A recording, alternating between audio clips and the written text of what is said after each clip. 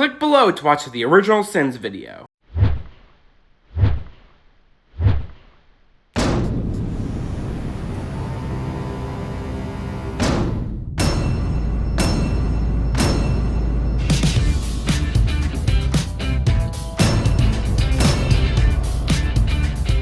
They eat ice grease instead of ice cream because they are like humans, but they are not humans. But why would a robot eat grease? You would use grease on your joints to keep from squeaking. Instead of ice cream, they should have made this an icy hot joke or something. Jeremy goes on this whole rant about the ice grease pun without pointing out how fucking disgusting it is. If all of the robots in this world have to be built by other robots, then who built the first robot? I guess it could have been humans, but considering that there are no humans in this movie, that implies that the robots overthrew and killed every single human on the planet. And if that is the case, then that casts a rather dark shadow over this pretty lighthearted kids movie.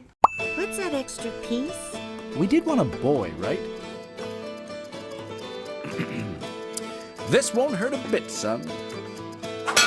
What in the everlasting Okay, that was a pretty easy joke to make, but Jeremy's delivery made me laugh. So they just keep giving him new parts as he gets older, and that's how he gets bigger? But when they've replaced all the parts with bigger parts, there's none of the original boy left, is there? That is not a sin. That is a philosophical thought experiment. Jeremy needs to learn the difference between philosophical thought experiments and sins. Hey, Dad! Who's that?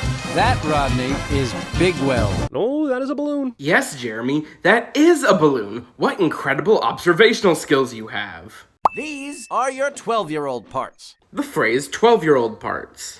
Look, it seems you can upgrade your parts if your parents have money, and if they don't, you're stuck being hand-me-down and poor. Which is how Rodney's dad is a dishwasher, because that's the best torso part his own parents could afford for him. And this actually speaks directly to income equality in America and how hard it is for any generation raised in poverty to break free of its hold. Even though I think the movie was just going for a cheap you're poor joke. Well, you thought wrong, because this is not just a joke. Class disparity is a very important part of this movie's message.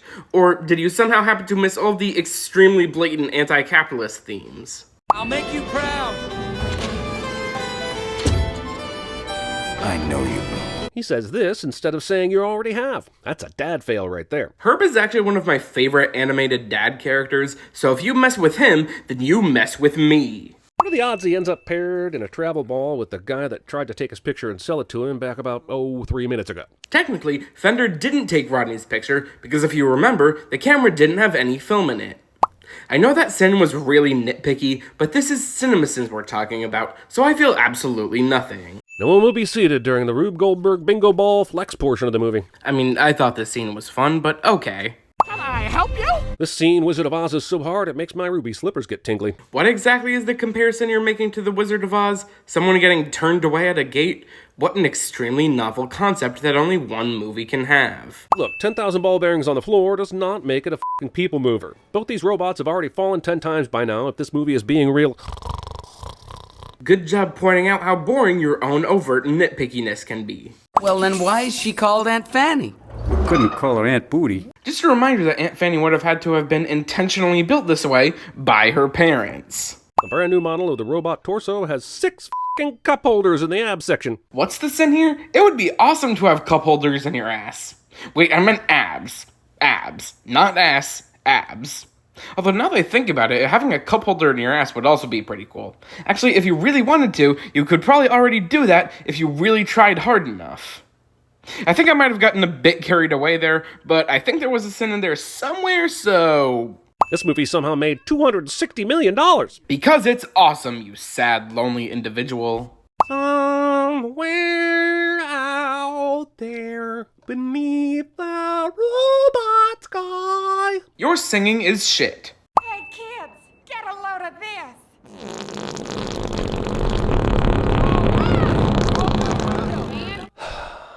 Okay, as far as fart jokes go, I thought this one was kind of fun.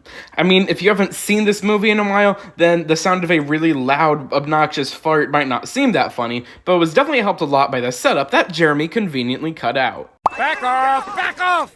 He's got his own dreams that won't come true. Wow, this movie made me laugh. You might think I'd remove a sin, but no. It took 43 minutes for a movie co-starring Robin Williams to make me laugh. That's a sin. I feel like that says less about the movie and more about the cold, dead black hole that you call a heart.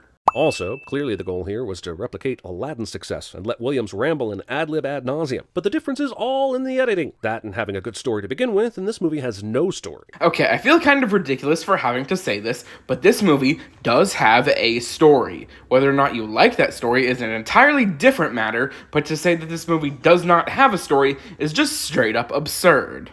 Fucking hell. 80% of the characters only exist to pad the runtime. The only characters on screen right now are Rodney and Bigweld, both of whom are very important to the plot of this movie, so quit your bullshit. If we don't do something about Ratchet, no one will. This is basically Bug's Life, but with robots. I mean, it's obviously a lot of movies, but with robots. But right now, it's particularly Bug's Life with robots. Because as we all know, A Bug's Life is famously the only movie to ever feature a character who stands up for themselves. The Wonderbot, designed to wash dishes quickly, ends up being the literal ex machina our hero needs here in the climax. And I'm about to climax myself from annoyance. This scene reveals that Jeremy canonically gets turned on when he's annoyed. Are you thinking what I'm thinking? Cliché. That is almost immediately subverted as part of a joke.